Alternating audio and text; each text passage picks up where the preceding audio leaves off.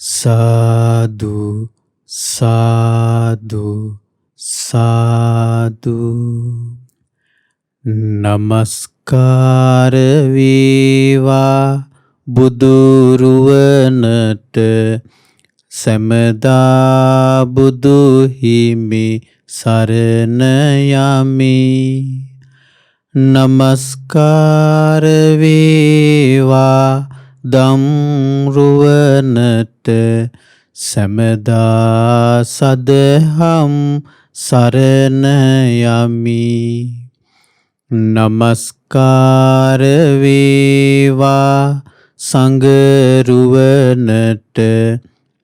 සැමදා මහා සංඝ සරණ යමි. නමස්කාර වේවා තුනුරුවනට සැමදා තිසරණ සරණ යමි. සාදු සාදු සාදු. අපගේ ගුරු දේවෝත්තම වූ කල්යාණ මිත්‍ර වූ පින්වත් ලොකු ස්වාමීන් වහන්සේට අප හැමදෙනාගේ ගෞරවාදර නමස්කාරය වේවා. සාදු සාදු සාදු.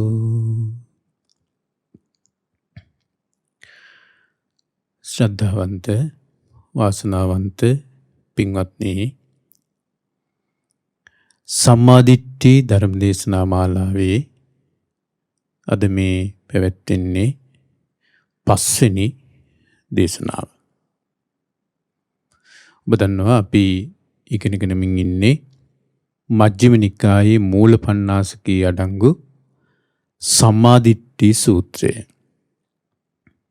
මේ සූත්‍ර දේශනාව දේශනා කරන්නේ සාරිපුත්ත මහරහතන් වහන්සේ. සම්මාදිට්ඨිය ගැන දේශනා කරන මේ දේශනාවේ පර්යායන් තියෙනවා, වාරයන් තියෙනවා 16ක්. මේ විදිහම සම්මාදිට්ඨිය කියලා කියන්න පුළුවන්. මෙහෙමත් සම්මාදිට්ඨියෙන් යුක්තයි කියන්න පුළුවන්. මෙහෙමත් සම්මාදිට්ඨියෙන් යුක්තයි කියන්න පුළුවන් කියලා මේ විදිහට 16 ආකාරයකට සම්මාදිට්ඨිය විස්තර කරනවා. මුලින්ම අපි කතා කළේ කම්මපත වාරය. දෙවෙනියට අපි කතා කළා ආහාර වාරය. දැන් මේ කතා කරන්නේ සච්ච වාරය. ගිය සතියේ අපි කතා කළා ඒ සච්ච වාරයේ දුක්ඛාරිය සත්‍ය ගැන, පංච උපාදානස්කන්ධ දුක ගැන. මම ඔබට කිව්වා බුදුරජාණන් වහන්සේ මේ 45 වසක් පුරා දේශනා කරපු යම් දේශනාවක් ඇද්දී සීලූම දේශනා චතුරාර්ය සත්‍ය කියන කොටසට අතුලත් කරන්න පුළුවන් කියලා භාග්‍යතුන් වහන්සේ දේශනා කළා. සාරිපුත්ත මහරහතන් වහන්සේ දේශනා කළා. එතකොට මේ චතුරාර්ය සත්‍ය වල දුක්ඛාරිය සත්‍ය බුදුරජාණන් වහන්සේ විස්තර කරේ ජාතිපි දුක්ඛා, ජරාපි දුක්ඛා, ව්‍යාධිපි දුක්ඛෝ, මරණම්පි දුක්ඛං, අප්පේහි සම්පයෝගෝ දුක්ඛෝ, පීහි විප්පයෝගෝ දුක්ඛෝ, යම් පිච්ඡන්න ලබෙත්තම්පි දුක්ඛං සංකිට්ඨේන පංච උපාදානස්කන්ධා දුක්ඛා කියලා. එතකොට මේකෙදී මම ගිය සතිය ඔබට කිව්වා ජාති දුක, ජරා දුක, ව්‍යාධි දුක ආදී මේ විදිහට මේ කිව්වත් ඒක පංච උපාදානස්කන්ධයෙන් බැහැර නෑ කියලා. පංච උපාදානස්කන්ධ දුක කියලා කෙටියෙන් මේ හඳුන්වුවාම අර ටික කොහොම ඇතුළත්. පංච උපාදානස්කන්ධින් තොර જાතියක් නෑ. පංච උපාදානස්කන්ධයකින් තොර ජරාවක් නෑ. පංච උපාදානස්කන්ධෙන් තොර ව්‍යාධි මරණ ඒව නැහැ. ශෝක කිරීමක් පංච උපාදානස්කන්ධෙන් තොර එහෙම එකක් නැහැ. කොහොම පංච උපාදානස්කන්ධය කියන කොටසට අයිති. සංයුත්ත නිකායෙම 5 වෙනි පොත් වහන්සේ තුල තියෙනවා සච්ච සංයුත්තේ කියලා සංයුත්තයක්. ඒ සච්ච සංයුත්තේ තියෙනවා සූත්‍ර දේශනාවක් කන්ද සූත්‍රය කියලා. ඒ කන්ද සූත්‍රයේ බුදුරජාණන් වහන්සේ දේශනා කරනවා මේ චතුරාර්ය සත්‍ය ගැන. ඒකේ චතුරාර්ය සත්‍ය කියන එක කතමංච භික්කවේ දුක්ඛං අරිය සත්‍යං. මහණෙනි දුක නම් වූ ආර්ය සත්‍ය කුමක්ද? පංච උපාදාන කන්දා තිස්ස වචනීය. පංච උපාදානස්කන්ධයයි කියලායි කිව්ව යුතු වෙන්නේ. ඒතර දුක්ඛාරිය සත්‍ය ත්‍රිදි බුදුරජාණන් වහන්සේ දුක්ඛාරිය සත්‍ය කියන එක ජාතිපි දුක්ඛා ජරාපි දුක්ඛා කියලා විස්තර කරන්නේ නැහැ. ඊතර බුදුරජාණන් වහන්සේ දුක්ඛාරිය සත්‍ය කියන කෙලින්ම විස්තර කරන්නේ පංච උපාදානස්කන්ධය කියලා. රූප උපාදානස්කන්ධය, වේදනා උපාදානස්කන්ධය, සංඥා සංකාර විඥාන කියන මේ පංච උපාදානස්කන්ධයයි දුක්ඛාරිය සත්‍ය කියලා බුදුරජාණන් වහන්සේ එතන විස්තර කරනවා. එතකොට ධම්සක් පැතුම් සූත්‍ර දේශනාවේ බුදුරජාණන් වහන්සේ දුක්ඛාරිය සත්‍ය විස්තර කරන ජාතිපි දුක්ඛා ජරාපි දුක්ඛා මෙහෙම විස්තර කරලා ඉවරලා සංකිට්ඨේන පංච උපාදානස්කන්ධා දුක්ඛා කියලා. අර කන්ද සූත්‍රයේ බුදුරජාණන් වහන්සේ දේශනා කරනවා කෙලින්ම දුක්ඛාරිය සත්‍ය පංච උපාදානස්කන්ධය කියලා කිව්ව යුතුවන්නේ කියලා. එහෙනම් අපිට මම ගිය සතියේ ඔබට කිව්වේ ජාති ජරා ව්‍යාධි මරණ මේ විදිහට කිව්වට ඒ ටිකත් පංච උපාදානස්කන්ධයම තමයි. මේක තමයි බුදු කෙනෙක් අවබෝධ කරගන්නේ. පංච උපාදානස්කන්ධය. බුදු කෙනෙක් මේක අවබෝධ කරගන්නවා පංච උපාදානස්කන්ධය. සම්බුදු කෙනෙකුෙන් බැහැරව වෙන කෙනෙකුට මේක අවබෝධ කරගන්න බෑ. දැන් බුදුරජාණන් වහන්සේ පහළ වෙන්න ඉස්සරලා සම්බුද්ධත්වයට පෙරත් ඒ ගොඩාක් මේ ඒ කියන්නේ බුදුරජාණන් වහන්සේ විතරක් නෙවෙයිනේ සත්‍ය සොයාගෙන ගියේ. බුදුරජාණන් වහන්සේ විතරක් නෙවෙයි මේ දුකින් නිදහස් වෙන මාර්ගයක් සොයන්න ගියේ. ගොඩාක් උදවිය දුකින් නිදහස් වෙන මාර්ගයක් සොයන්න ගියානේ. දැන් සත්‍යාස්ත්‍රවරු ගත්තොත් එහෙම ඒ ඇත් හිව්වේ ඉපදෙන්නේ නැති ක්‍රමයක්. ජරාවටපත් වෙන්නේ නැති ක්‍රමයක්. මැරෙන්නේ නැති ක්‍රමයක්. ඒ කට්ටියත් හිව්වේ. ඉතින් ඒ කට්ටිය උපදින්නේ නැති ක්‍රමයක් හොයන්නේ උපත කියන එක දුකයි කියලා තේරෙන නිසා. ඒ අය ජරාවටපත් වෙන්නේ නැති ක්‍රමයක් හිව්වේ ජරාවටපත් වීම දුකයි කියලා තේරෙන නිසා. හැබැයි එයාට නොතේරෙන්නේ මොකද්ද? පංච උපාදානස්කන්ධය. දුක්ඛාරිය සත්‍යය. දුක්ඛාරිය සත්‍ය කටට තේරෙන්නේ නැහැ. ඒක සම්බුදු කෙනෙක් අවබෝධ කරගන්න ඕනි. හරි. එහෙනම් ඔන්න ඒ සෑම දෙයකම තියෙන පංච උපාදානස්කන්ධය දකින්න පුළුවන් වෙන්න ඕනි. සෑම දෙයකම තියෙන පංච උපාදානස්කන්ධය. ඒක බුදුරජාණන් වහන්සේ දේශනා කරන්නේ සංකිට්ඨේන පංච උපාදානස්කන්ධා දුක්ඛා කියලා. ඊට පස්සේ සත්‍ය සංයුත්තේ ඊළඟ සූත්‍රයේ තියෙනවා ආයතන සූත්‍රය කියලා. ඒකිට බුදුරජාණන් වහන්සේ චතුරාර්ය සත්‍ය විස්තර කරනවා කතමංච භික්ඛවේ දුක්ඛං අරිය සත්‍යං. මහණනි දුක නම් වූ ආර්ය සත්‍ය කුමක්ද? ආයතන 6 කියලායි කිව්වේ යන්නේ. ආයතන 6. මොකද්ද? ආධ්‍යාත්මික ආයතන 6 කියලා තියෙන්නේ. ආධ්‍යාත්මික ආයතන 6 වශයෙන් දැක්විය යුත්තේ කියලා. එනම් මේ චක්ඛායතනය, සෝතායතනය, ගාහනායතනය, ඊට පස්සේ ජීවහායතනය, කායායතනය, මනායතනය. මෙන්න මේ ආයතන 6යි දුක්ඛාරිය සත්‍ය කියලා බුදුරජාණන් වහන්සේ එතන විස්තර කරනවා. එහෙනම් බලන්නකෝ එක ටිකක් නිකන් සාමාන්‍ය කෙනෙකුට බැලුවාම නිකන් පරස්පර විරෝධී වගේ.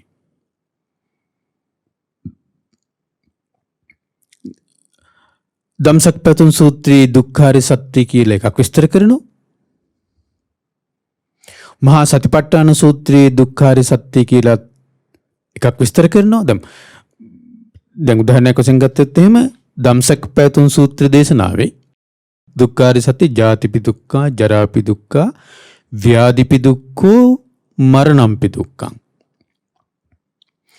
අප්පි සම්පයෝගෝ දුක්ඛෝ පියෙහි විප්පයෝගෝ දුක්ඛෝ යම් පිච්ඡන්න ලබේ තම්පි දුක්ඛ මේ විස්තර කරන්නේ. ඊට පස්සේ මහා සතිපට්ඨාන සූත්‍රයේ දුක්ඛ සත්‍ය විස්තර කරන්නේ ජාතිපි දුක්ඛ, ජරාපි දුක්ඛ, ව්‍යාධිපි දුක්ඛෝ, මරණම්පි දුක්ඛං, ශෝක පරිදේව දුක්ඛ දෝමනස්සු පායාසාපි දුක්ඛ. එතන ශෝක පරිදේව දුක්ඛ දෝමනස්සු පායාසාපි දුක්ඛ කියලා විස්තර කරනවා. ශෝක පරිදේව. ඒක නිකන් අරකට වඩා වෙනස් වගේ නිකන්.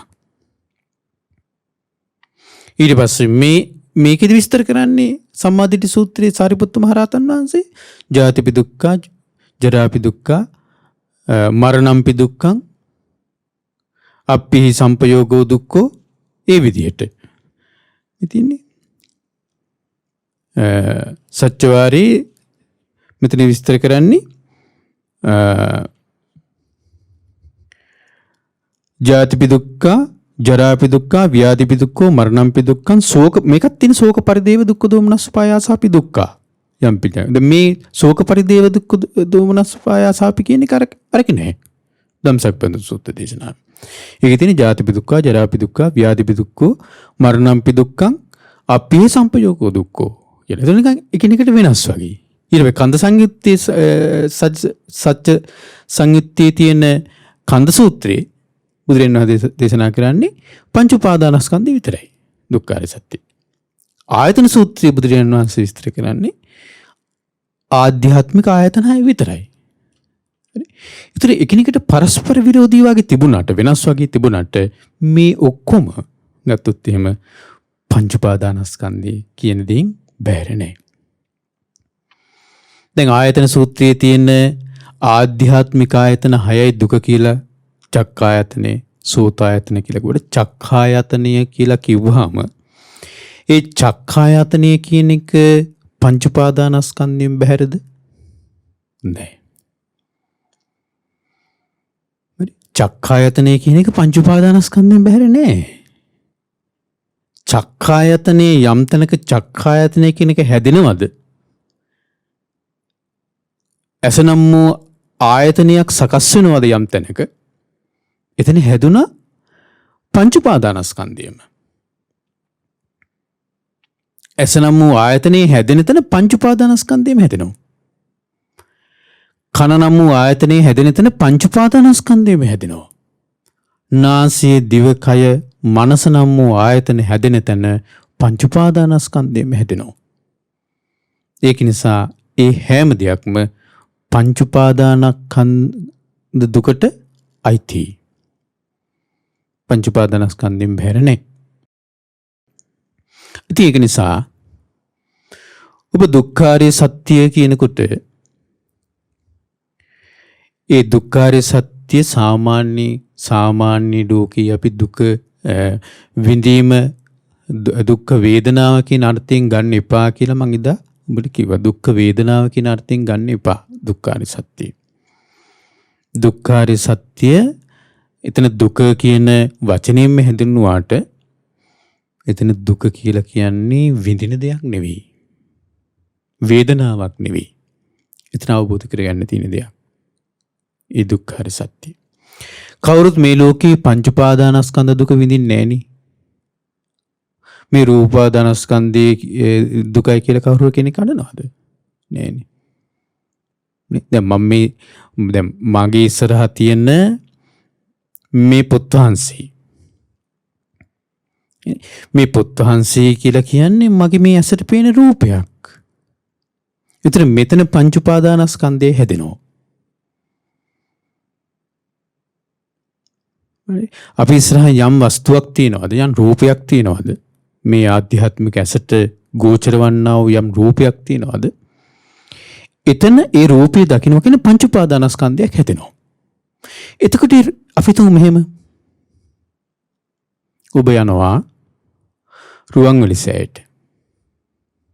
රුවන්වැලි සෑයට ඔබ ගියාට පස්සේ රුවන්වැලි සෑය දැන් ඔන්න ඔබ වාහනේ යද්දී ඈතින් අර ගස් අතරින් රුවන්වැලි සෑය පේනවා. ඔබ අවධානයෙන් බලාගෙන යන රුවන්වැලි සෑය දිහා. ඉතින් රුවන්වැලිසෑය ඈතින් පේනවා ගස අපි සාමාන්‍යයෙන් අනුරාධපුරය යද්දී රුවන්වැලිසෑයට කිට්ටු වෙද්දි වාහනේ යද්දී ගස් අතරින් පවා බලනවනේ රුවන්වැලිසෑය. නේ? රුවන්වැලිසෑය ඈතින් පේනවාද කියලා බලනවා අපි. සාමාන්‍ය ඒක බෞද්ධයන්ගේ ස්වභාවයනේ. මොකද අපිට රුවන්වැලිසෑය මේ S2ට දර්ශනීය වෙද්දී අප්‍රමාණ සතුටක් උපදිනවා. අප්‍රමාණ සතුටක් උපදිනවා. හැබැයි ඒ රුවන්වැලිසෑය කියන එක ඇසට රූපයක්. ඇසට පේන රූපයක්. එතන පංච උපාදානස්කන්ධයක් හැදෙනවා. සකස් වෙන රුවන්වැලිසෑය කියන එක ඇසට පෙනෙද්දිම පෙනුණා කියලා කියන්නේ පංච උපාදානස්කන්ධයක් හැදුනා. ඒතර ඒ පංච උපාදානස්කන්ධය දුකටයි නැද්ද? දුකටයි. දැක්ක රුවන්වැලිසෑය වෙන්න පුළුවන්. හැබැයි ඒක දුකටයි. එතන රූප උපාදානස්කන්ධය දුකටයි. බුදුරජාණන් වහන්සේ දේශනා කළේ නෑ මේ එක රූප වර්ගයක් විතරයි මේ දුකටයි අනිත් රූප වර්ගයේ මේ දුකටයි නෑ කියලා එහෙම දෙයක් දේශනා කළේ නෑ. ආර්ය සත්‍යයක් විදිහට ගත්තාම එතන ඒකත් දුකටයි. දැන් රුවන්වැලිසෑය දැකපුවාම ඔබට ඇති වෙන්නේ සතුටක්ද දුකක්ද? සතුටක්. නේ? ඉතින් ඒ රූපී ඔස්සේ විඳීමක් හට ගන්නවා. ඒක සැපසහගත විඳීමක්. ඉතින් ඒ සැපසහගත විඳීම වේදනා උපාදානස්කන්ධයට අයිති නැද්ද?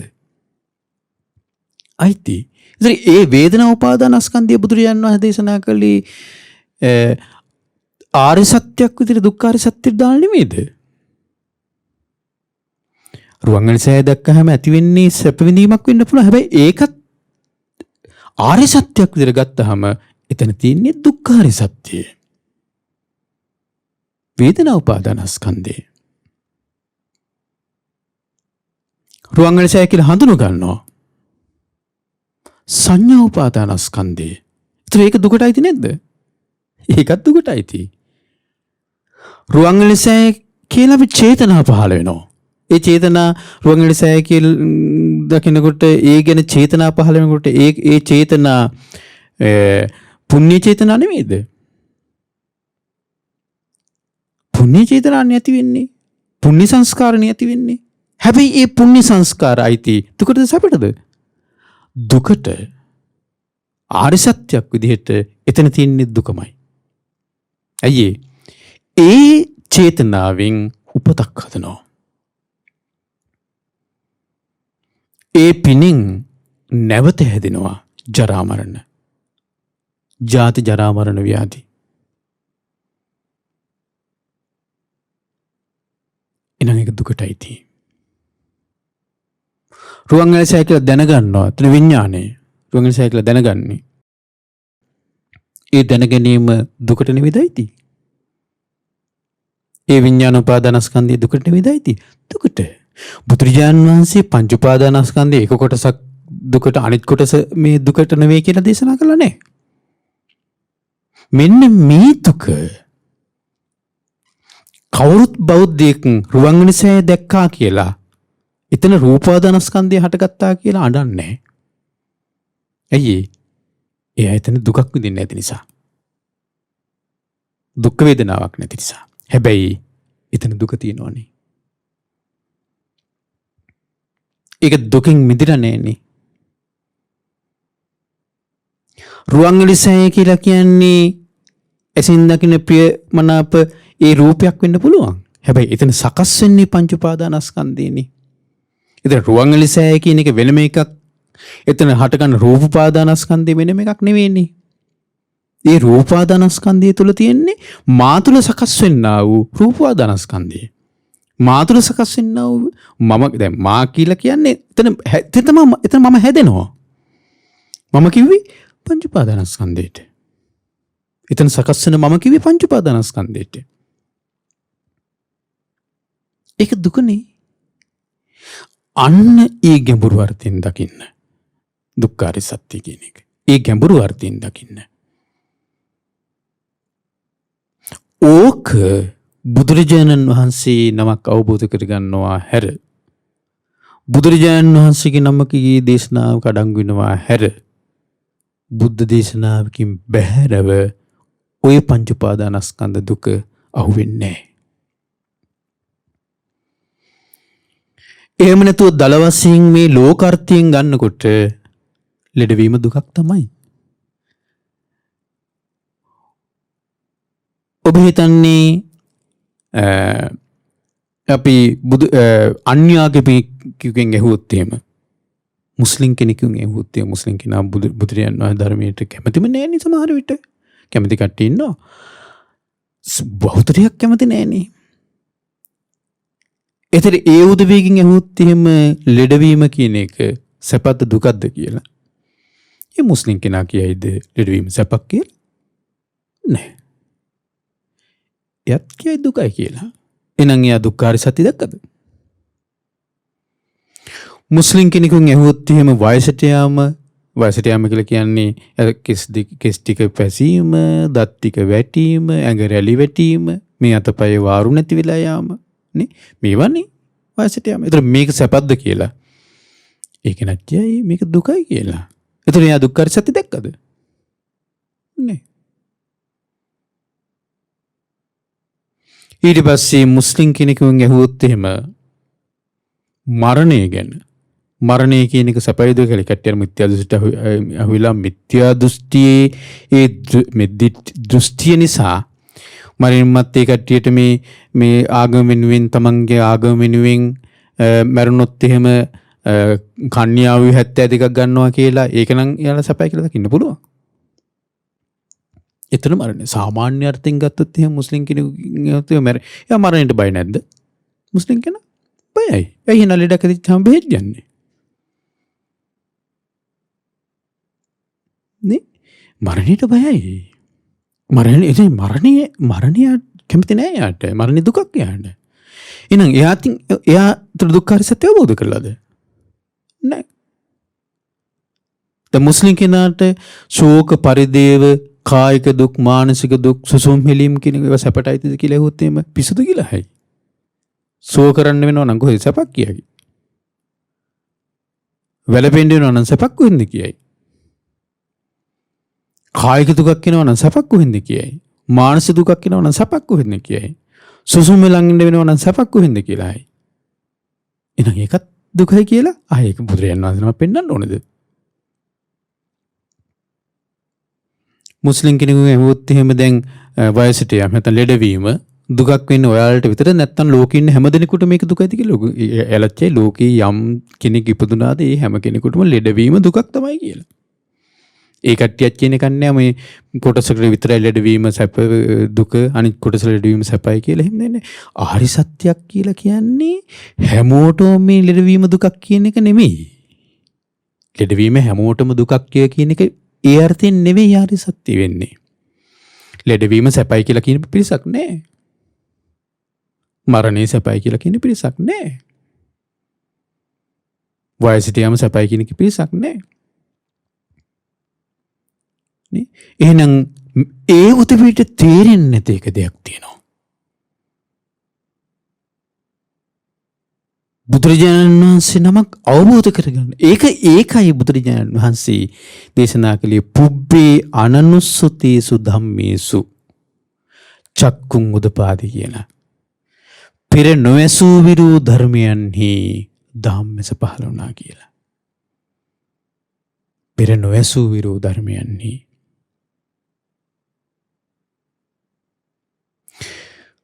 බෝසතාණන් වහන්සේ ගිහිගේ අතහැරලා ගියේ මහල්ලෙක් දැකලා, ලෙඩෙක් දැකලා, මරණයක් දැකලා, හරි පෙරනිමිති දැකලා. ඒතර ඒවාස් දුකයි කියලා ඒවා තේරුන්නේ නැද්ද? කලකිරුන්නේ නැද්ද? කලකිරුණා.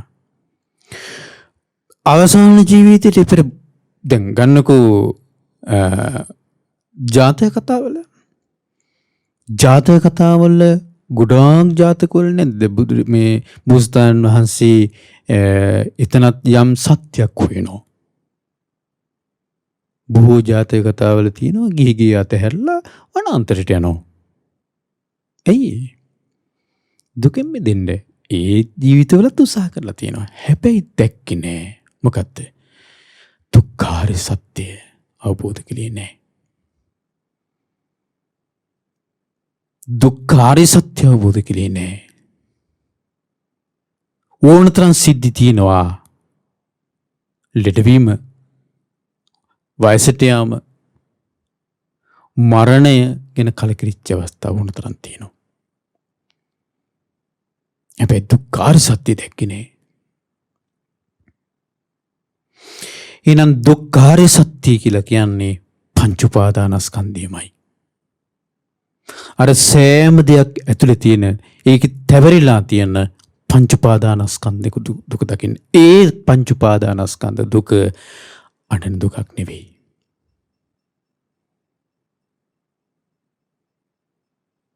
ඒ පංච උපාදානස්කන්ධ දුක අඬන දුකක් නෙවෙයි. නනේ ඒක නිසා පින්වත්නි අපි දක්ෂ වෙන්න ඕනේ. බුදුරජාණන් ශ්‍රාවකයෝ විදිහට අපි දක්ෂ වෙන්න ඕනේ. මේ සෑම දෙයකම තියෙන පංච උපාදානස්කන්ධය දකින්න. මේ සෑම තැනකම හටගන්න පංච උපාදානස්කන්ධය දකින්න. මේ සෑම තැනකම හටගෙන නිරුද්ධ වෙන පංච උපාදානස්කන්ධය දකින්න.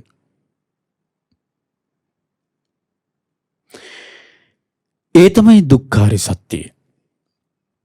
අතන දුක්ඛ සමුදයාරි සත්‍ය මොකක්ද? දුක්ඛ සමුදයාරි සත්‍ය තමයි තණ්හාව.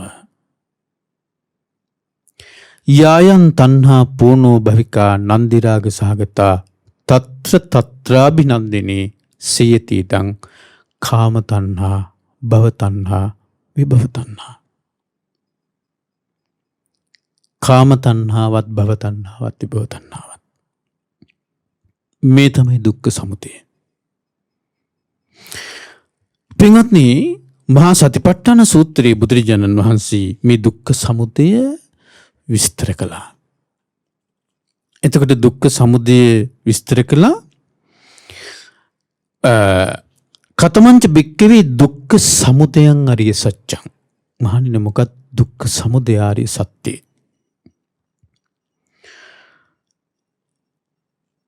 සාකෝ පනේසා බික්කවේ තණ්හා කත්ත uppajjamaana uppajjati කත්ත නිවිසමානා නිවිසති. බුදුරජාණන් වහන්සේ දේශනා කරන සාකෝ පනේසා බික්කවේ තණ්හා මහණෙනි යම් තණ්හාවක් ඇද්ද ඒ තණ්හාව කත්ත කොහෙද uppajjamaana uppajjati ඉපදෙන්නේ. ඉපදෙනව නම් ඉපදෙන්නේ කොහේද? කත්ත නිවිසමානා නිවිසති.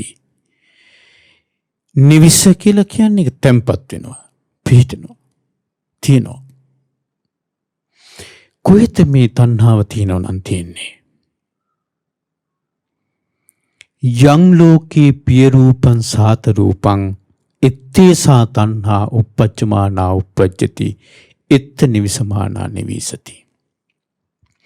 මේ ලෝකේ ප්‍රිය ස්වරූපයෙන් යුක්ත මිහිරි ස්වරූපයෙන් යුක්ත යම් දෙයක් ඇද්ද ඒ ප්‍රිය ස්වරූපයෙන් යුක්ත මිහිරි ස්වරූපයෙන් යුක්ත දේ තුල තමයි තණ්හාව උපදින නම් උපදින්නේ.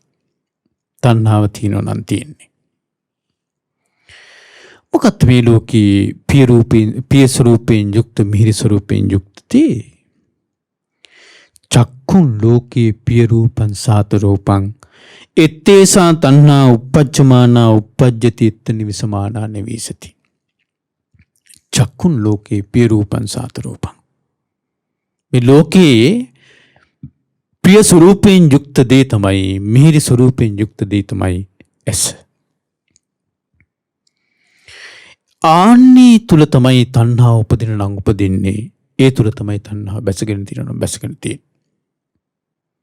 සෝතං ලෝකේ පිය රූපං සාත රූපං ඉත්තේසා තණ්හා uppajjamaana uppajjati ඉත්ත නිවිසමානා නිවිසති. කන ප්‍රිය ස්වරූපයෙන් යුක්ත මිහිරි ස්වරූපයෙන් යුක්ත දෙයක්. නාසය දිව කය මන ප්‍රිය ස්වරූපයෙන් යුක්ත මිහිරි ස්වරූපයෙන් යුක්ත දේවල්. ඒ තුල තමයි තණ්හාව උපදින නම් උපදින්නේ. තණ්හාව බැසගෙන තියෙනවා නම් බැසගෙන තියෙන්නේ. ඔන්න ඇස ප්‍රිය ස්වරූපයෙන් යුක්ත මිහිරි ස්වරූපයෙන් යුක්ත දෙයක්ලු. ඒ කියන්නේ දැන් සමහර ඇස් ලස්සනයි සමහර ඇස් ලස්සන නැහැ. ඒකනේ සමහර කට්ටිය මගේ ඇස් දෙක ලස්සන නෑ කියලා ඇස් දෙකේ අඳුන් ගන්න. ලස්සන වෙන්න. ඒකනේ සමහර කට්ටිය මගේ ඇස් දෙක ලස්සන නෑ කියලා ඇස් මේ ඇස්වල ඇස් පිහාටු තියෙනවනේ ඇස් පිහාටු ඉන්දනෝ.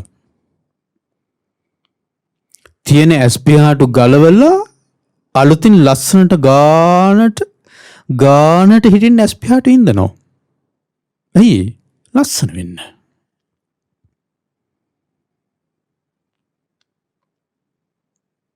අඳුන් ගාපුවාම ඇස්වල අඳුන් ගාපුවාම ඇස්වල අර ඇස් අවට ලස්සන පාටක් එනවලු.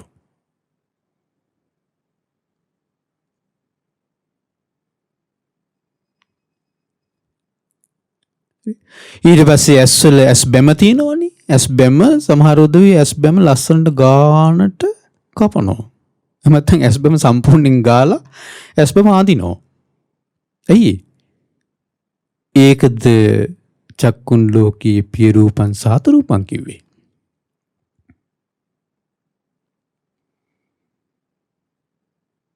එහෙනම් දැන් ඒක එතන නම් දුක හැදෙන්නේ.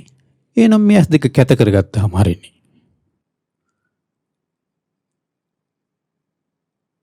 මං හිතන්නේ මේ ලෝකේ ගොඩ දෙනෙක් මේ ඇස් දෙක මගේ ඇස් දෙක ලස්සනයි කියලා ඒක එහෙම ඉන්නවා කියලා.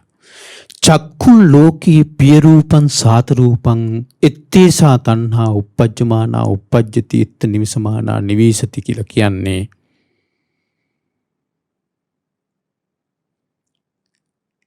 එතන ඇස ප්‍රිය ස්වරූපයෙන් යුක්ත මිහිරි ස්වරූපයෙන් යුක්ත දෙයක් කියලා කියන්නේ ඇසි කෘත්‍ය.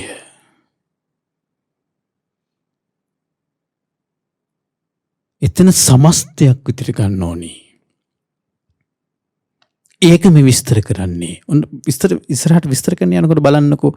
දැන් මෙතන කියනවා චක්කුන් ලෝකී පිය රූපං සාත රූපං. ඊළඟට කියනවා රූපාලෝකී පිය රූපං සාත රූපං. එත්තේසා තණ්හා uppajjamaana uppajjati itta nivisamaana nivisati. ඇසින්ට පේන රූප ප්‍රිය ස්වරූපයෙන් යුක්ත මිහිරි ස්වරූපයෙන් යුක්ත දෙයක්ලු. එතකොට ප්‍රිය ස්වරූපයෙන් යුක්ත මිහිරි ස්වරූපයෙන් යුක්ත දෙයක් කැත රූප නැද්ද? කැත රූප නැද්ද?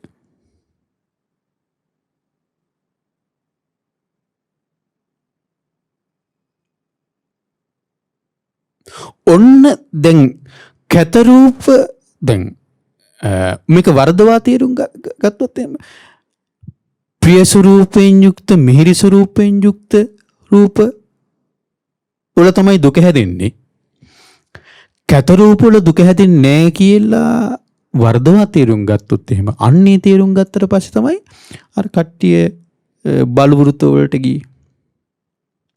ගෝ වෘත වලට ගියේ. ඇසින් රූප බලන්නේ නැතුව හිටියේ.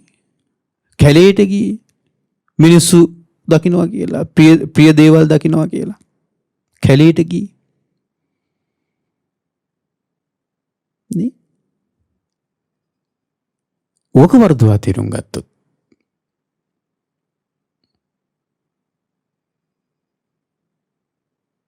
ඊළඟට බලන්නකෝ චක්කු විඤ්ඤාණ ලෝකේ පිය රූපං සාත රූපං එත්තේසා තණ්හා uppajjamaana uppajjati itta nivisamaana nivisati. එසේ විඤ්ඤාණය ප්‍රිය ස්වරූපයෙන් යුක්ත දෙයක් මිහිරි ස්වරූපයෙන් යුක්ත දෙයක්ලු. ඔබ දැන් තණ්හාව එතන තණ්හාව උපදින්නේ. එතන තණ්හාව තියෙන්නේ. දැන් මේ තණ්හාව ප්‍රහාණය කරන්න බෑ. ප්‍රහාණය කරන්න ඕන දෙයක් නෙවෙයි තණ්හාව. දුක්ඛ සමුදය. ඔබට පුළුවන්ද ඇසේ විඤ්ඤාණයේ කෙරෙහි තියෙන තණ්හාව ප්‍රහාණය කරන්න? ඇසේ විඤ්ඤාණයේ කෙරෙහි තණ්හාවක් තියෙනවා කියලා ඔබ දන්නෙත් නෑ. මේ එක සිද්ධියක් මේ විස්තර කරන්නේ. මොකද්ද? ඇස තුළ හටගන්න පංච උපාදානස්කන්ධය තුළ තමයි දුක තියෙන්නේ. එතනයි දුක හටගන්නේ. ඒ පංච උපාදානස්කන්ධය කෙරෙහි තියෙන තණ්හාව. රූපස්කන්ධය කෙරෙහි තියෙන තණ්හාව. එතන රූපස්කන්ධය කියලා කියන්නේ ඇසින් දකින රූපේ නොවේ. ඇසින් රූපයක් දකිද්දී හටගන්නවා රූපස්කන්ධයක්.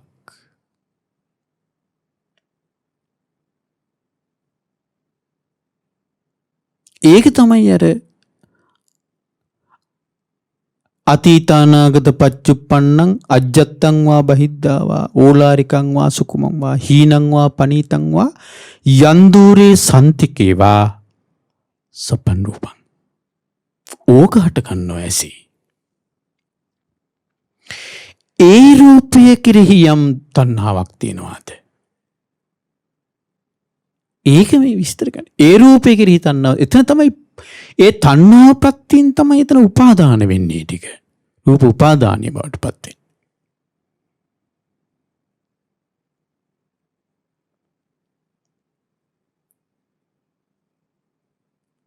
හරි? දැන් බලන්නකො දැන් මෙතන චක්කු විඥානං ලෝකේ පිය රූපං සාත රූපං. ඊළඟට තියෙනවා මොකද්ද?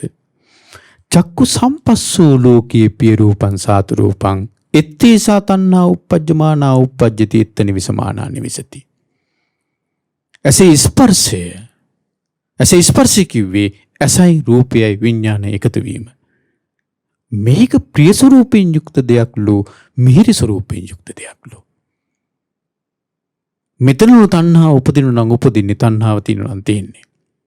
ඒතර ඇසයි රූපයයි විඥානය එකතු වීම ඇසේ ස්පර්ශය කියන්නේ. ඒතර ඒක ප්‍රිය ස්වරූපයෙන් යුක්ත දෙයක් ලෝ මිහිරි ස්වරූපයෙන් යුක්ත දෙයක් ලෝ. ඕක දැන් ඔය ඇසේ ස්පර්ශය ප්‍රිය ස්වරූපයෙන් යුක්තයි මිහිරි ස්වරූපයෙන් යුක්තයි කියලා කියන්න දැන් ඕක සාමාන්‍ය තේරෙන එකක්ද? නෑනේ. චක්කු සම්පස්සජා වේදනා ලෝකේ පිය රූපං සාත රූපං ඊළඟට දේශනා කරනවා. ඇසේ ස්පර්ශයෙන් හටගන්නා වූ විදීම මේ ලෝකයේ ප්‍රිය ස්වරූපයෙන් යුක්ත මිහිරි ස්වරූපයෙන් යුක්ත දෙයක් ලෝ. එත්තේසා තණ්හා උප්පජ්ජමානා උප්පජ්ජති එත්ත නිවිසමානා නිවිසති. ඒතර බලන්නකො ඇසේ ස්පර්ශයෙන් හටගන්නා වූ විදීම ප්‍රිය ස්වරූපයෙන් යුක්ත මිහිරි ස්වරූපයෙන් යුක්ත දෙයක්. ඒතර ඇසේ ස්පර්ශයෙන් හටගන්නා විඳීම කිව්වහම ඒ විඳීම සැප වේදනා, දුක් වේදනා, උපේක්ෂා වේදනා තුනම තියෙනවා. ඒතර මෙතනදී බුදුරජාණන් දේශනා කරේ නෑනේ චක්කු සම්පස්සජා සුඛ වේදනා ලෝකේ පිය රූපං සාත රූපං කියලා දේශනා කරන්නේ නැහැ. ඇසේ ස්පර්ශයෙන් හටගන්නා වූ සැප විඳීම ලෝකයේ ප්‍රිය ස්වරූපයෙන් යුක්ත දීක මිහිරි ස්වරූපයෙන් යුක්ත කියලා දේශනා කළේ නැහැ. චක්කු සම්පස්සජා වේදනා ලෝකයේ පිය රූපං සාත රූපං. ඇසේ ස්පර්ශයෙන් හටගන්න විඳීම ප්‍රිය ස්වරූපයෙන් යුක්ත දෙයක් මිහිරි ස්වරූපයෙන් යුක්ත දෙයක්.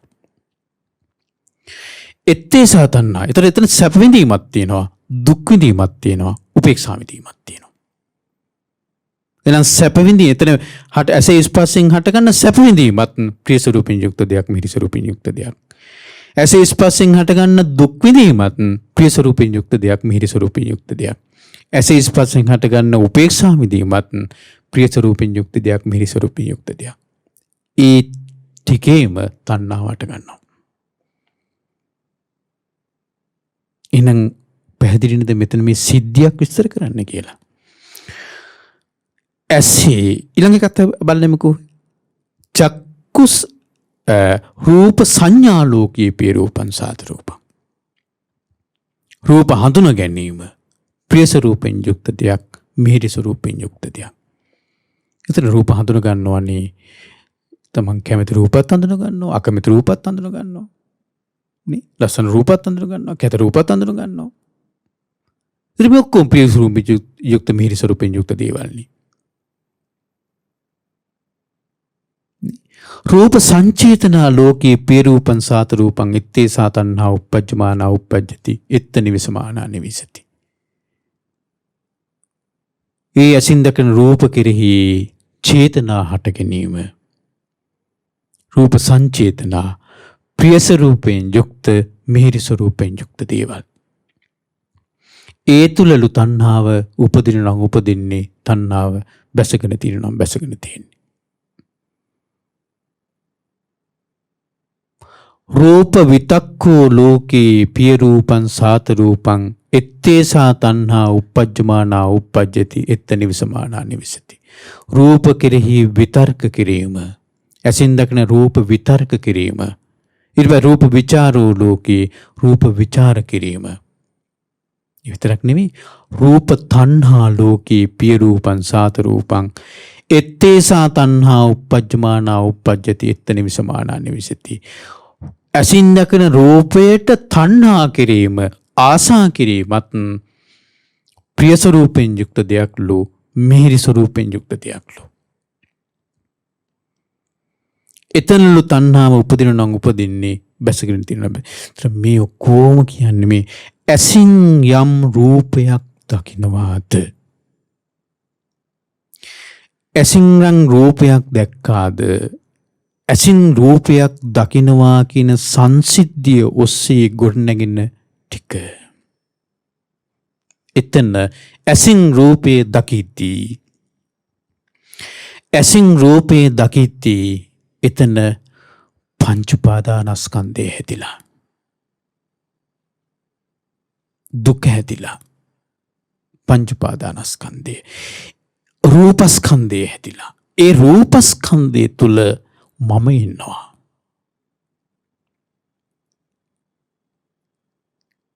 නේ ඇසින් දැක්කේ කැත රූපයක් වෙන්න පුළුවනි. එතන මම හැදුනා. මට මම කියන දෙයට මම බැඳිලා ඉන්නවා. මම කියලා. මම කියලා කෙනෙක් මැවුනට පස්සේ මගේ කියලා දෙයක් මැවෙනවා.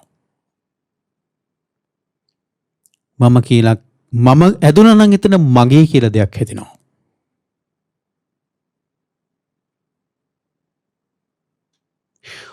මම මගේ හැදුණා නම් එතන මගේ වශයෙන් පවත්වන්න මට උවමනාවක් තියෙනවා. මගේ ආත්මය කියලා දෙයක් හැදෙනවා. හරි? මගේ ආත්මය කියලා දෙයක් හැදෙනවා. මගේ ආත්මය. ওই ටික හැදෙනවා එතන. ඇසින් රූපේ දකිද්දි ওই ටික හැදෙනවා.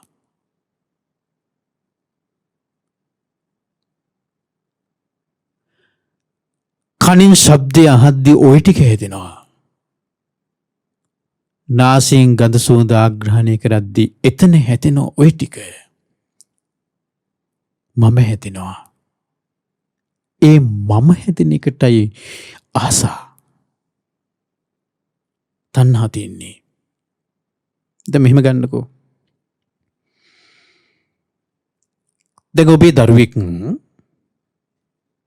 දැන් ඔබේ දරුවෙක් අපි හිතමු ඔබ ගොඩාක් ආදරය කරන දරුවෙක් කියලා. ඒ දරුවට ඔබ ගොඩාක් ආදරෙයි කැපකිරීම කරලා තියෙනවා ගොඩාක්. තේරුණේ? ආදරේ ගොඩාක්. ඒ දරුවා ඔබ ළඟමයි ඉන්නේ. ඔබේ ගෙදරමයි ඉන්නේ. දැන් මේ දරුවා යාළුවෝ කට්ටියක් එක්ක පිටරට සංචාරයක් යනවා. මාස 3කට. හිතන්න. මාස 3කට පිටරට සංචාරයක් යනවා. දැන් ඔන්න පිටරට සංචාරය ගියාට පස්සේ දැන් මේ ළමයා මේ දරුවා Taman ගොඩාක් ආදරය කරපු දරුවා ගියාට පස්සේ ඔබට කෝල් එකක් දුන්නෙත් නැහැ කියලා කියන්නකෝ. කතා කරෙත් නැහැ කියලා කියන්නකෝ. දැන් මාස 3 ගියාට පස්සේ මේ ළමයා එනවා ආපහු ගෙදර. ගෙදර ආවට පස්සේ ඔබ අහනවා මේ ඔබ ආදරය කරපු ඒ දරුවගෙන් අහනවා කොහොමද සතුටින් හිටියද කියලා අහනවා. හරි සතුටින් හිටියා කියනවා. ගොඩාක් සතුටින් හිටියා. ගොඩාක් විනෝද වුණා කියනවා. අපිට ළමයා කියන ඔබට මට අම්මලා මතක් වුණේවත් නැහැ කියනවා. මං හරි සතුටින් හිටියා කියනවා. මට ගෙදර මතක් වුණේවත් නැහැ. අම්මලා මතක් වුණේවත් නැහැ කියනවා. සතුටින් හිටියා කියනවා. එතකොට ඔබට මොකද වෙන්නේ?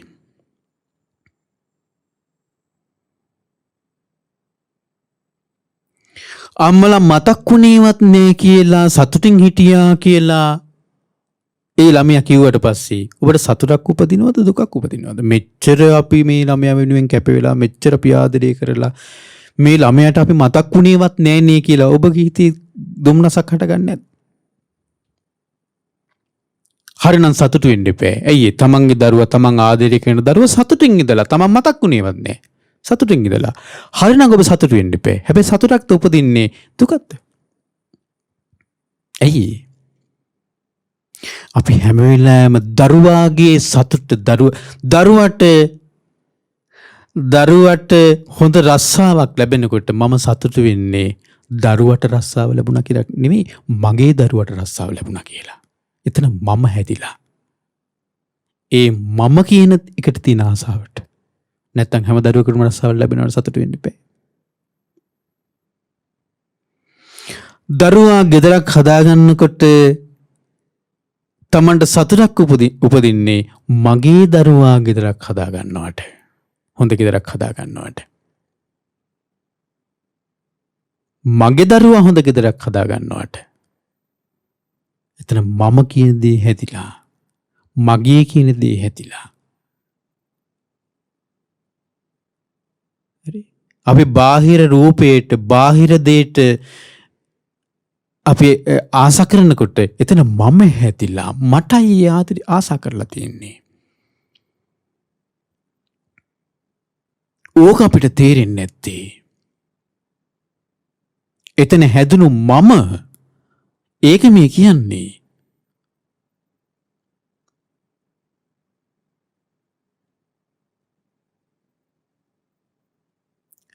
අර දරුවා පිටරට ගිහිල්ලා දරුවා සතුටින් හිටියා.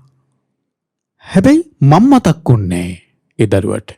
මම මතක් නොවෙනකොට ඔන්න මට දුකයි. දරුවා කිව්වා නම් මම පිටරට ගිහිල්ලා අනේ මං හරි දුකින් හිටියේ අම්මලා දකින්න නැතිවීම ගැන. අම්මලා දකින්න නැතිවීම ගැන අම්මලා ගැන මතක් කර කර මං හරි දුකින් හිටියේ කියලා කිව්වනම් ඔන්න මට සතුටුයි. ඇයි? අපි ගැන මතක් කර කර ඉඳලා තියෙන්නේ. ඒතර දරුවා දුකින් හිටියට කමන්නේ මම සතුටින් තියන්න. මම සතුටින් තියෙන දරුවා දුකින් හිටියට කමන්නේ පිටරට ගිහිල්ලා මම ගැන මතක් කර කර අම්මා දකින්නේ නැහැ නේ කියලා දරුවා දුකින් හිටියා කියලා කිව්වොත් ඔන්න අම්මට හරි සතුටුයි. ඇයි? දරුවා අපි ගැන සිහි කර කර ඉඳලානේ. හැම වෙලාවෙම පින්වත්නි ඔය හැම දෙයකම මම ඉන්නවා. දුක් වේදනාව තුලත් මම ඉන්නවා. එතන මට මං ආදරේ. තණ්හයි. මම කියන රූපස්කන්ධයට මගේ තණ්හාවක් තියෙනවා. ඇසින් රූපේ දකිනකොට ඒ රූපේ කැත රූපයක් වෙන්න පුළුවන්. දුක් විඳීමක් හටගන්න පුළුවන්. හැබැයි දුක් විඳීම හටගන්න තැන මම ඉන්නවා. ඒ මට මං තණ්හයි. ඒ දුක් විඳීම හටගන්න තැන තියෙන රූප උපාදානස්කන්ධය එතන හැදෙනවා. ඒකට මට තණ්හාවක් තියෙනවා. දුක් විඳීම හටගන්න තැන වේදනා උපාදානස්කන්ධය හැදෙනවා. ඒකට මං ආසයි. දුක් විඳීම හටගන්න තැන එතන තියෙනවා සංඥාවක්. ඒකට මං ආසයි. සංඥා උපාදානස්කන්ධය. ඇසින් රූපේ දකින්නකොට කනින් ශබ්දය අහනකොට නාසයට ගඳ සුවඳ දැනෙනකොට දැන් දිව කියන්නකෝ ජීවහා ලෝකේ පිය රූපං සාත රූපං එත්තේ සතන්නා උපජ්ජමාන උපජ්ජි එතනිව සමානන විසති. දිව ප්‍රිය ස්වරූපයෙන් යුක්ත දෙයක්ලු මිහිරි ස්වරූපයෙන් යුක්ත දෙයක්ලු. කවුරුත් මේ දිව බලනවද මේක ප්‍රිය ස්වරූපයෙන් යුක්තද මිහිරි ස්වරූපයෙන් යුක්තද කියලා? දිව දික් කර කර පෙන්වනවද මෙන්න මගේ දිව ලස්සනයි කියලා? බාහිර ඉන්න පිරිසගේ දිව දික් කරලා බලනවද ලස්සනයිද කියලා? දිව දික් කරොත් පෙනේ හොඳට. බලා ගන්න පුළුවන් දිව දික් කරොත්. හැබැයි දිව ප්‍රිය ස්වරූපයෙන් යුක්ත දෙයක්. මිහිරි ස්වරූපයෙන් යුක්ත දෙයක්. එතන දිව කියන මේ මස් වැදල්ල ප්‍රිය ස්වරූපයෙන් යුක්තයි මිහිරි ස්වරූපයෙන් යුක්තයි කියන එක නෙවෙයි.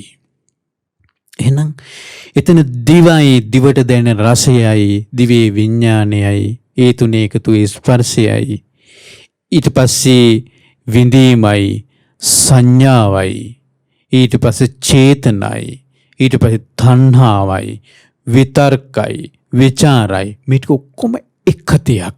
දිවට රසයක් දැනෙනවා කියනකොට හටගන්න ටික. එතන හැදෙන්නේ මම. ඒකටයි මගේ තණ්හාව තියෙන්නේ. දිවේ තිත්ත රසයක් තිබ්බත් තිත්ත රසයක් දිවට දැනෙනවා. අමිහිරි රසයක් දැනෙනවා. ඒ අමිහිරි රසයට එතනත් ඒ රස එතන තියෙන්නේ තමන් ආස කරන විඳීමක් නෙවෙයි. ඒ ආස නොකරන විඳීම තුලත් හැදෙනවා. මොකද්ද? එතන රූප උපාදානස්කන්ධය තියෙනවා. වේදනා උපාදානස්කන්ධය තියෙනවා. සංඥා සංකාර විඥාන. ඒ ටිකට මගේ මං තණ්හයි. ඔය ටික තේරුම් ගන්න බැරි නිසා තමයි මෙතන හැදෙන පංච උපාදානස්කන්ධෙට තියෙන තණ්හාවයි දුරු කළ යුත්තේ කියලා. පංච උපාදානස්කන්ධය තුලයි තණ්හාව හැදෙන්නේ කියලා තේරුම් ගන්න බැරි වෙච්චාම තමයි අර ජම්බුකා ජීවක රස ආහාර වලින් දුක හැදෙනවා කියලා අසුචි වල කකා හිටියේ. අසුචි කකා හිටියේ. ඒක නේ ගෝවෘත් අජවෘත් වගේ රකින්නේ. ආහාර වලින් මේ දුක එනවා කියලා මොකද කරන්නේ? බිමට කෑම දාලා වෙලා අර දූවිලිත් එක්ක අලුත් එක්ක එකතු කිච්චාම කනවා. මේ හැම එකක් නෙවෙයි කියන්නේ. පැණි රසයටත් මම හැදෙනවා. තිත්ත රසයටත් මම හැදෙනවා. ලුණු රසයටත් මම හැදෙනවා. එතන තියෙනවා ඒ දිවට රසයක් දැනෙනවා කියනකොට එතන මම හැදිලා. එතන රූප උපාදානස්කන්ධය හැදිලා. වේදනා උපාදානස්කන්ධය හැදිලා. සංඥා සංකාර විඥාන මේ උපාදානස්කන්ධ වලට තණ්හයි. ඒක මේ කියන්නේ.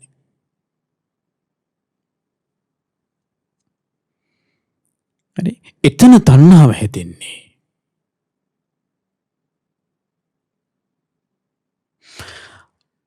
අපි මේ ටික මෙහෙම බුදුරජාණන් විස්තර කරාට එතන ඇතුලේ තියෙන්නේ මේ උපාදානස්කන්ධ වලට කියන තණ්හාව. ඒකයි දකින්න ඕනි. ඒක දුක්ඛ සමුදය. දුක්ඛ නිරෝධය මොකද්ද?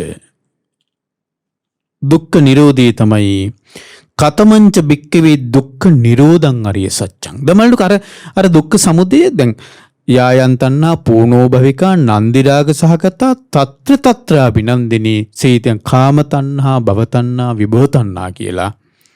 ඒ තණ්හාව කාම භව විභවයන් දේශනා කරලා ඒ ටික තමයි අර විස්තර කරන්නේ. යන් ලෝකේ පිය රූපං සාත රූපං ඉත්තේ සදන. මෙතන කාම තණ්හාවත් හැදෙනවා, භව තණ්හාවත් හැදෙනවා, විභව තණ්හාවත් හැදෙනවා. මෙතන මේ ටිකේ තියෙනවා කාම තණ්හාව. කාමය කියන්නේ සින්දගේ ප්‍රියමනාප රූපය නෙවෙයිනේ කාමය කියන්නේ. ප්‍රියමනාප ශබ්දේ නෙවෙයිනේ කාමයෙන් කියන්නේ. නේ? සංකප්ප රාගෝ පුරිසස්ස කාමෝ සංකල්පයක්. ඒතර සංකල්පේ මේ හදාගන්නේ. අර ප්‍රියමනාප රූපී කාමේ නෑ. ප්‍රියමනාප ශබ්දේ කාමයේ නෑ. කාමයේ හදාගන්න මෙහි. සංකල්පයක් කාමයේ කියන්නේ. භව තණ්හා. භවය කියන්නේ පැවැත්ම. පැවැත්ම තමයි ඔය තියෙන්නේ. නේ පැවැත්ම තමයි ඔය හැදෙන්නේ. ඒක පවත්තන්න අපි ආසයි. පවත්තන දේ දුකක් වෙනකොට නොපවත්තන්න ආසයි. මිදෙන්න නෙවෙයි. නිදහස් වෙන්න නෙවෙයි. නොපවත්තන්න ආසයි.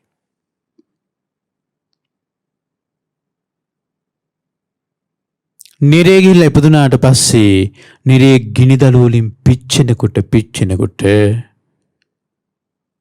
ඒ ගිනිදළු වලින් නොපිච්චි ඉන්න ආසයි. නොපිච්චි ඉන්න ආසයි. හැබැයි එතන ඉන්න ආසයි. නිදහස් වෙන්න ආස නැහැ. නිදහස් වෙන්න නෙමෙයි ආසාව තියෙන්නේ. අර ගිනිදළු වලින් පිච්චෙන එක නොපවත්තන්න ආසයි.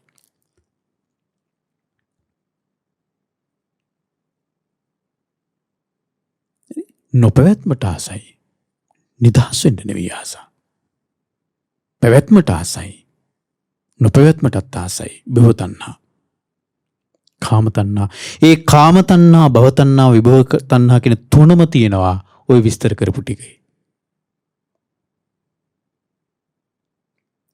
දුක්ඛ නිරෝධය බලන්නකෝ. කතමංච භික්ඛවේ දුක්ඛ නිරෝධං අරිය සත්‍යං. මොකද මේ දුක්ඛ නිරෝධය කියන ආරි සත්‍යය යෝතස්සහේව තණ්හාය අශේෂ විරාග නිරෝධෝ චාගෝ පටිනිස්සග්ගෝ මුත්‍ති අනාලයෝ. අර සඳහන් කරපු තණ්හාව අශේෂ ටිකක්වත් ඉතුරු නැතු මුත්‍ති අනාලයෝ ඒකට අත්හැරීමක් ඇත්ත.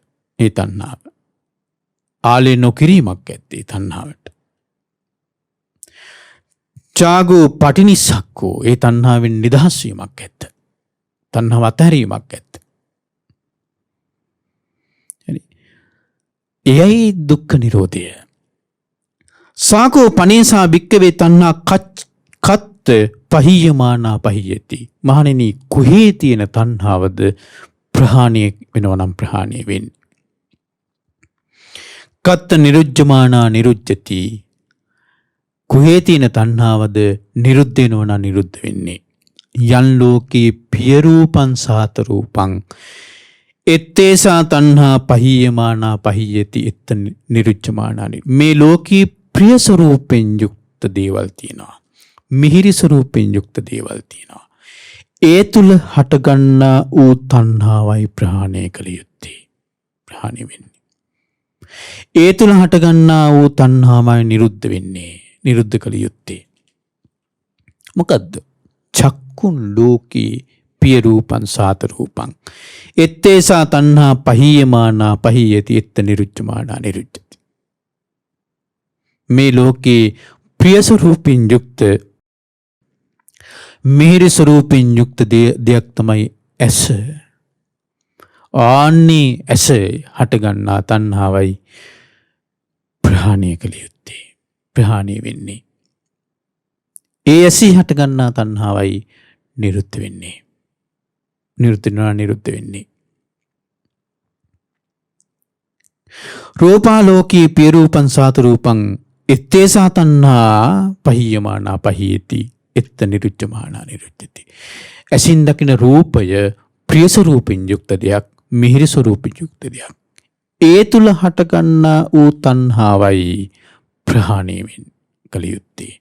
ඒ තුල හටගන්නා වූ තණ්හාව නිරුද්ධ කළ යුත්තේ. එහෙනම් තණ්හාව හටගත්තා ඉස්සල්ලා. මෙතනයි තණ්හාව හටගන්නේ කිව්වා. ඒ තණ්හාවයි ප්‍රහාණය කළ යුත්තේ.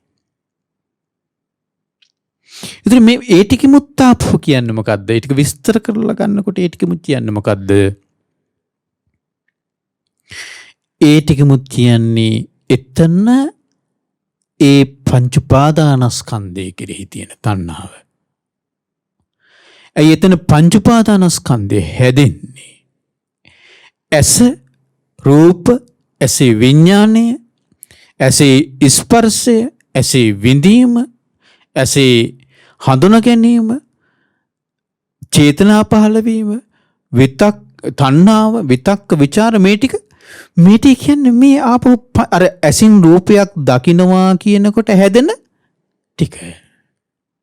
මොකද හැදුනේ පංච උපාදානස්කන්ධය. එහෙනම් අන්නේ ඇසින් රූපේ දකින්නකොට හැදෙන රූප උපාදානස්කන්ධය, වේදනා උපාදානස්කන්ධය, සංඥා උපාදානස්කන්ධය, සංස්කාර උපාදානස්කන්ධය, විඥාන උපාදානස්කන්ධය කෙරෙහි තියෙන තණ්හාවයි ප්‍රහාණය කළ යුත්තේ, නිරුද්ධ කළ යුත්තේ.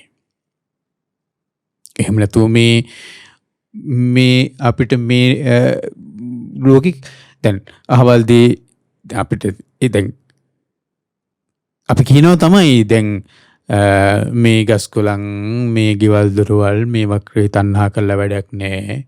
මේ ගෙවල් දොරවල් කැඩෙනවා තණ්හා කළා වැඩ. ඉතින් ඔහොම ගිහිල්ලා දැන් කොහේ අපි හිතමු දැන් ඔන්න දිව්‍ය ලෝකේ කියලා.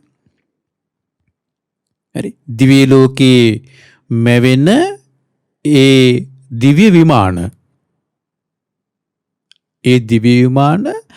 ඒවා මේ තමන් දිව්‍ය ලෝකේ ඉන්නකම් කැඩෙන්නේ නැහැ. තමන් වෙනුවෙන් මැවිලා තියෙන්නේ. ඒක පරණ වෙන්නෙත් නැහැ. තමන් වෙනුවෙන් මැවිලා තියෙන්නේ. එතන එහෙනම් මේ ඒවා ප්‍රිය ස්වරූපයෙන් යුක්ත මිහිරි ස්වරූපයෙන් දැන් ඒවා අපිට ප්‍රහාණය කරන්න බැරි වෙනවනේ. ඒකේ තියෙන තණ්හා ප්‍රහාණය කරන්න බැරි වෙනවනේ.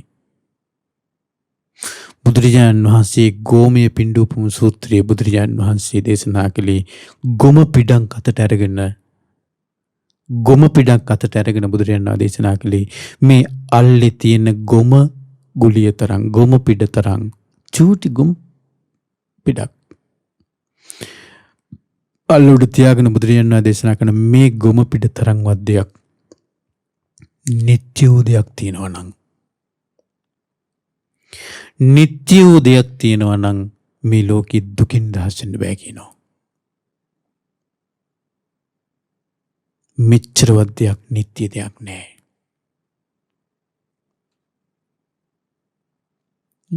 මෙච්චර දෙයක්වත් නිත්‍ය දෙයක් නෑ.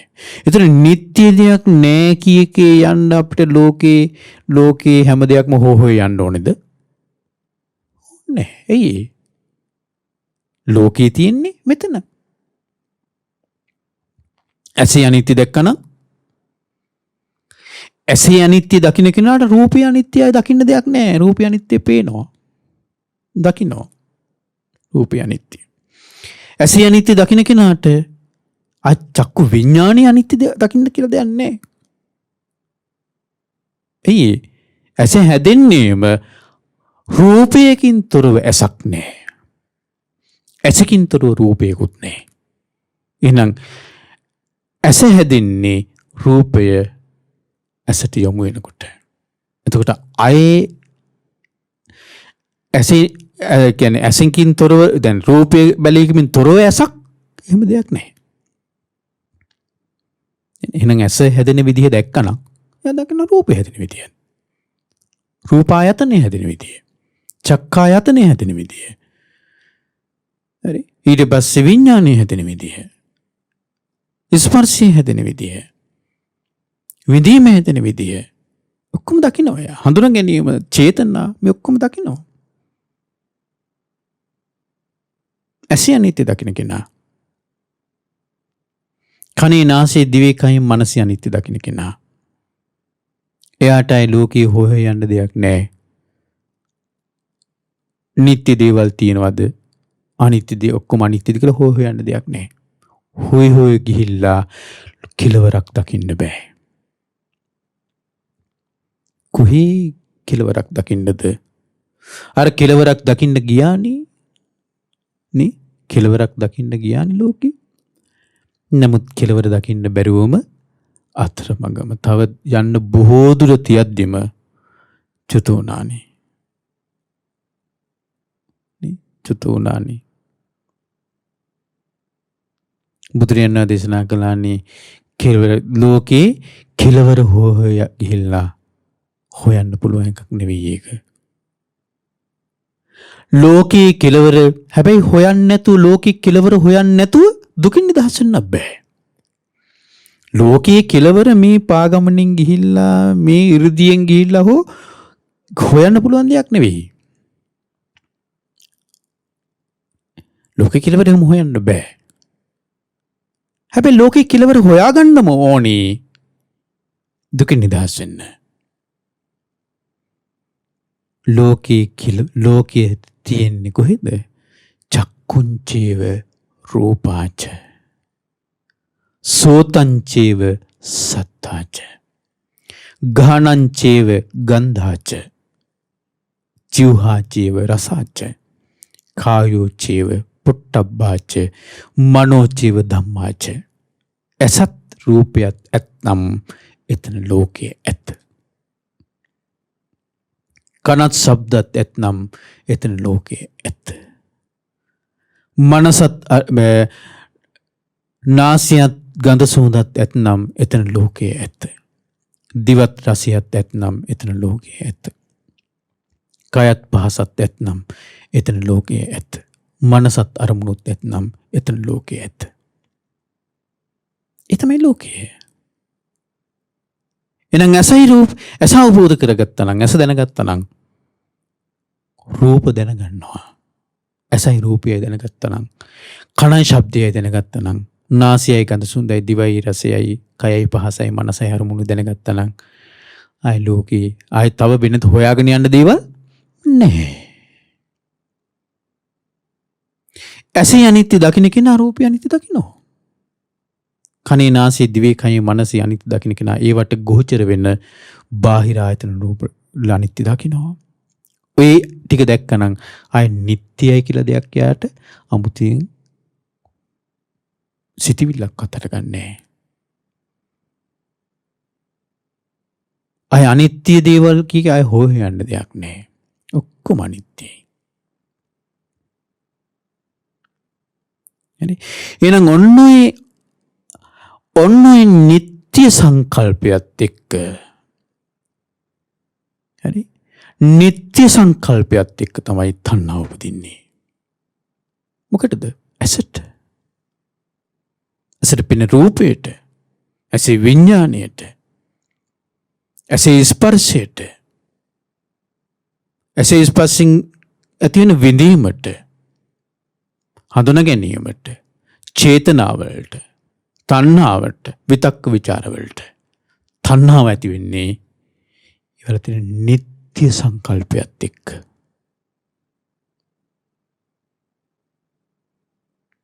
නිත්‍ය සංකල්පයත් එක්ක.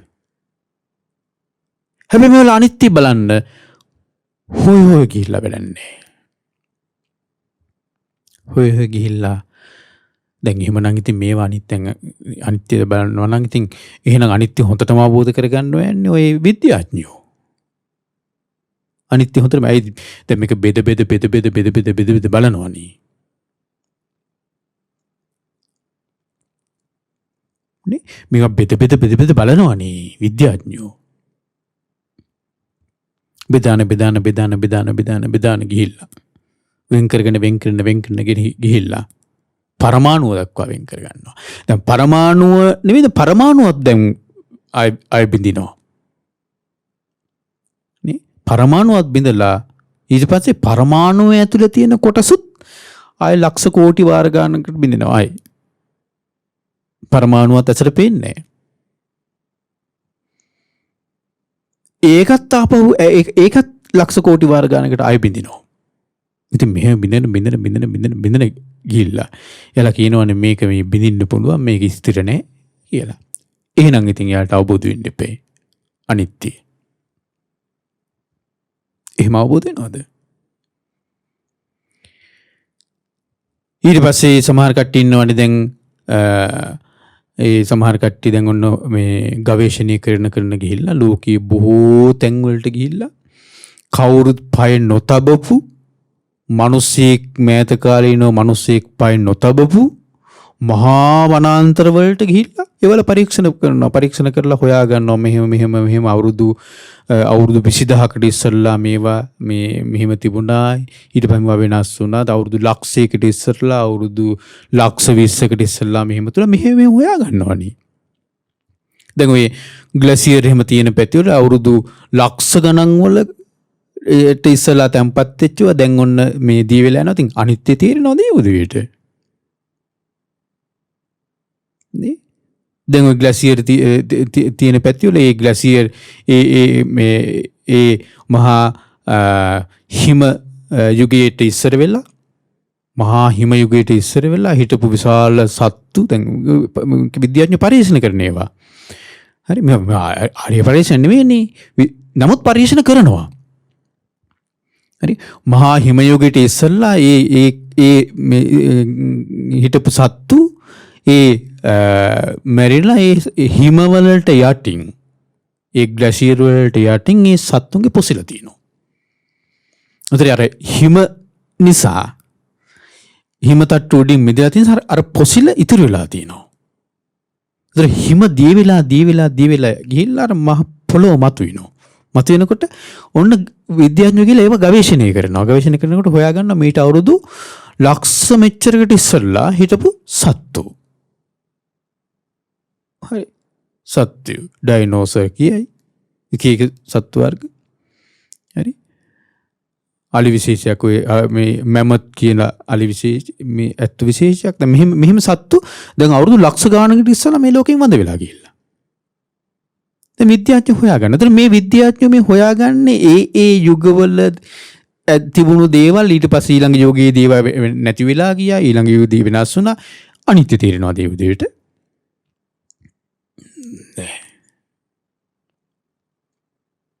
එහෙම අනිත්‍ය හොයන්න බෑ. එහෙම අනිත්‍ය හොයන්න යන්න කිව්වෙත් නෑ බුදුරජාණන් වහන්සේ. තේරුණානේ? ඒ හැමතැනම තියෙන පංච උපාදානස්කන්ධය දකින්න. එහි අනිත්‍ය අවබෝධ කරගන්න. ඒකේ අනිත්‍ය අවබෝධ කරගන්න. ඒකේ අනිත්‍ය අවබෝධ කරගත්තට පස්සේ අය තණ්හාවක් හිටින්නේ. අනිත්‍ය තේරුණා නම් හටගන්න දේ නැති වෙලා යනවා කියන එක තේරුණා නම් එයාට තණ්හාව පිහිටන්න භූමියක් නැහැ. මොකේ තණ්හාව පිහිටන්නද? හටගන්න ඇස ඒ වෙලාවේ නිරුද්ධ වෙනවා නම් මොකේ තණ්හාව පිහිටන්නද? හටගන්න රූපේ ඒ වෙලාවේ නිරුද්ධ වෙනවා නම් මොකේ තණ්හාව පිහිටන්නද?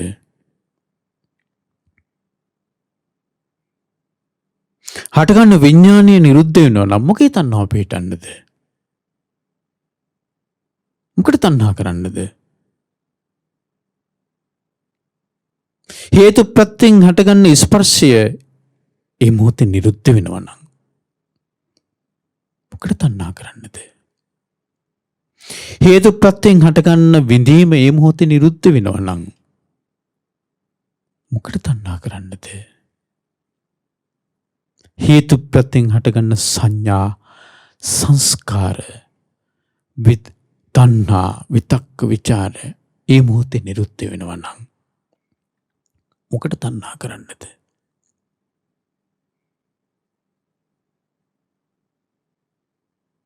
එහෙනම් මෙන්න මේ වල තියෙන අනිත්‍ය ස්වභාවය දැක්කට පස්සේ මේවා ප්‍රිය ස්වරූපයෙන් යුක්ත මිහිරි ස්වරූපයෙන් යුක්ත දේවල් කියලා ගන්නෑ. හැබැයි ඒ වල තියෙන නිත්‍ය සංඥාවත් එක්කයි නිත්‍ය සංඥාවත් එක්කයි ඒවා ප්‍රිය ස්වරූපයෙන් යුක්ත වෙන්නේ, මිහිරි ස්වරූපයෙන් යුක්ත වෙන්නේ. නිත්‍ය සංඥාවත් එක්කයි. මේ ලෝකෙට හැමදාම තියෙන්නේ ලෝකයාට සංඥා විපල්ලාසයක්. අනිත්‍ය දේ නිට්ටයයි කියන විපල්ලාසය තියෙනවා. දුක් දේ සැපයි කියන විපල්ලාසය තියෙනවා. අනාත්ම වූ දේ ආත්මයි කියන විපල්ලාසය තියෙනවා. ඒ සංඥා විපල්ලාසයෙන් මිදුනොත්, සංඥා විපල්ලාසයෙන් මිදුනොත් එමෙයා යථාර්ථය දකිනවා. ඒ යථාර්ථයේ දකින්නකොට එයාට තණ්හාව පිහිටන්න භූමියක් නැහැ. තණ්හාව පිහිටන්න තැනක් නැහැ. ඇයි? අනිත්‍යදී කොහේ තණ්හාව පිහිටන්නද? අනිත්‍ය වෙලා ගිහිල්ලානේ. ඒක නිසානේ බුදුරජාණන් වහන්සේ අර කච්චානගොත්ත සූත්‍රය දේශනා කරන්නේ. මේ ලෝකයේ බොහෝ කොට සත්වය වාසය කරන්නේ ඇත කියන සංඥා, ඇත කියන අන්තෙත් නැත කියන අන්තෙත්. හරි? ඒතර ලෝකී හට ගැනීම දකිනවා නම් යම්කිසි කෙනෙක් ලෝක සමුදයං කෝ කච්චාන යතහ භූතං සම්මප්පඤ්ඤාය පස්සතෝ යා ලෝකේ නත්තිතා සනෝති. ලෝකී හට ගැනීම දකිනවා නම් යාට නැත කියන අන්තේ නැති වෙලා යනවා. ලෝක නිරෝධං කෝ කච්චාන යතහ භූතං සම්මප්පඤ්ඤාය පස්සතෝ යා ලෝකේ අත්තිතාසන හෝති. ලෝකේ නිරුද්ධ වීම යම්කිසි කෙනෙක් දකිනවා නම් ඇත කියන අන්තය නැති වෙලා යනවා. එයාට එතකොට ඇත කියන අන්තෙට එන්නේ නැහැ. නැත කියන අන්තෙට යන්නේ. මොකක්ද දකින්නේ යා? මේ ඇති කල්හි මේ ඇත, මේ නැති කල්හි මේ නැත. මේ නිරුද්ධ වීම මේ නිරුද්ධ වේ. හේතුඵල ධමයක්. හේතුව තියෙනකොට තියෙනවා, සකස් වෙනවා. හේතුව නැති වෙනකොට නැති වෙනවා. හේතුව හැම වෙලාවෙම අනිත්‍යයි. හේතුව නිට්ටය නෑ. හේතුව අනිත්‍යයි. එහෙනම් යාගේ තණ්හාව පිහිටන්න භූමියක් නැහැ. එහෙනම් මේ චක්කුන් ලෝකී පිය රූපං සාත රූපං ඉත්තේසා තණ්හා නිරුජ්ජමානා නිරුජ්ජති ඉත්ත නිවිසමානා නිවිසති එත පහියමානා පහියති කියලා දේශනා කරපුවා. ඒතර එහෙනම් ඔන්න මේ ලෝකේ ඇස, රූපය, විඥාණය, ස්පර්ශය, ඊට පස්සේ ඒ ස්පර්ශපත්තියෙන් ඇතින විඳීම, හඳුනා ගැනීම, චේතනා පහළ වීම, තණ්හාව, විතර්ක කිරීම, විචාර කිරීම. මේ ටික තමයි ප්‍රිය ස්වරූපයෙන් යුක්ත දේවල්. ඇස, කන, නාසය, දිවකය, මනසට. ඒතර මේ ටිකේ තමයි තණ්හාව ඉපදෙන්නේ. ඒ තණ්හාවයි නිරුද්ධ කළ යුත්තේ. ඒ තණ්හාවයි ප්‍රහාණය කළ යුත්තේ. ඉන්පස්සේ බුදුරජාණන් දේශනා කරන්නේ දුක්ඛ නිරෝධ ගාමිනී පටිපදාව. චතුරාර්ය සත්‍ය. හතරවෙනි ආර්ය සත්‍ය දුක්ඛ නිරෝධ ගාමිනී පටිපදාරි සත්‍ය. මොකද්ද දුක්ඛ නිරෝධ ගාමිනී පටිපදාරි සත්‍ය? කතමංච බික්කවේ දුක්ඛ නිරෝධ ගාමිනී පටිපදාරි සත්‍යං. මහන්නේ මොකක්ද දුක්ඛ නිරෝධ ගාමිනී පටිපදාරි සත්‍ය? අයමේව අරියෝ අට්ඨංගිකෝ මග්ගෝ සියති දං සම්මා දිට්ඨි, සම්මා සංකප්පෝ, සම්මා වාචා, සම්මා කම්මන්තෝ, සම්මා ආජීවෝ, සම්මා වායාමෝ, සම්මා සති, සම්මා සමාධි. මේ තමයි දුක නිරුද්ධ කරන මාර්ගය. බුදුරජාණන් වහන්සේ දේශනා කළා දුකක් තියෙනවා. මේක තමයි දුක. දුක හට ගැනීමක් තියෙනවා. ඒ තමයි තණ්හාව. ඒක නිරුද්ධ කළ යුතුයි. යුතු එකක්. දුක අවබෝධ කළ යුතු එකක්. දුක්ඛ නිරෝධය එමෙතන තණ්හාව නිරුද්ධ කළ යුතු එකක්. දුක්ඛ නිරෝධය, දුක්ඛ සමුදය නම් වූ තණ්හාව නිරුද්ධ කළ යුතු එකක්. දුක්ඛ නිරෝධය මෙතන තණ්හාවේ නිරෝධය සාක්ෂාත් කළ යුතු එකක්. හැබැයි බුදුරජාණන් වහන්සේ අපිට දුක්ඛ නිරෝධය, දුක්ඛ සමුදය නිරුද්ධ කරන්න මහන්සි වෙන්න නෙවෙයි දේශනා කළේ. ඇයි ඒක බෑ කරන්න. ඒ කරන්න බෑ. දැන් ඔබට අර චක්කුන් ලෝකේ පිරූපම් මේ දන්නේ නැතුව, හරි මේ ටික දන්නේ නැතුව ඔබට පුළුවන්ද ඇස කෙරෙහි තියෙන තණ්හාව නිරුද්ධ කරන්න? කොහොමද කරන්නේ? නේ ඊළඟ රූප කෙරෙහි තියෙන තණ්හාව නිරුද්ධ කරන්න බුදුරජාණන් වහන්සේ මෙතන දේශනා කළේ නැහැ. හැබැයි ලෝකියා යන්නේ ඕකට. ඕකට ගිහලා තමයි මග වරද්ද ගන්නෙ. ඒක තමයි වෘත්ත වලට යන්නේ කීක නේ. එක දැන් දුක නිරුද්ධ කරන්න කියලා එක එක දේවල් කරන්නේ. දුක කියන එක හරියට තේරුම් අරගෙනත් නැහැ. එයා දුක කියලා එකක් තේරුම් ගන්න තියෙන මොකද්ද? ඉපදීම දුකයි කියලා තේරුම් ගන්න තියෙන. ඒ කියන්නේ ඉපදීම නොඉපදී ඉන්න උත්සාහ කරන්නේ. වයසට යෑම දුකයි කියලා තේරුම් ගන්න තියෙනවා. ඒ කියන්නේ වයසට යාමෙන් නිදහස් වෙන්න උත්සාහ කරන්නේ. ලෙඩවීමෙන් නිදහස් වෙන්න උත්සාහ කරන මරණය දුකයි කියලා තේරුම් ගන්න තියෙනවා. ඒ කියන්නේ නොමැරී ඉන්න උත්සාහ කරන්නේ. නොමැරී ඉන්නත් උත්සාහ කරනවනේ. නමුත් එයාට දුක්ඛ ආර්ය සත්‍ය තේරෙන්නේ නැහැ. දුක්ඛ ආර්ය සත්‍ය තමයි සංකිට්ඨේන පංච උපාදානස්කන්ධ දුක්ඛ. දුක්ඛ ආර්ය සත්‍ය. ඒතර අර හැම එකකම තියෙන පංච උපාදානස්කන්ධය දුක තේරෙන්නේ නැහැ. එතකොට එයා කල්පනා කරන අරව දුකයි කියලා දැන් ඔන්න එයා තේරුම් ගත්ත රූප වලින් දුක එනවා කියලා. අසින් දකින්න රූප වලින් දුක එනවා. ඒ රූප වලට තණ්හා ආසා කිරීමෙන් දුක එනවා කියලා. ඒක නිසා යා රූප නොබලා හිටියා. කනින් අන ශබ්ද වලින් ආසා කිරීමෙන් දුක එනවා. ඒක නිසා ශබ්ද නොවසා ඉන්නවා. නැතනම් පිස්සුකටද? අර මේ පාරාසරිය බ්‍රාහ්මණයාගේ මේ උත්තර මානවකයා කියන්නේ ඉන්ද්‍රිය භාවනාවක් තියෙනවා කියලා.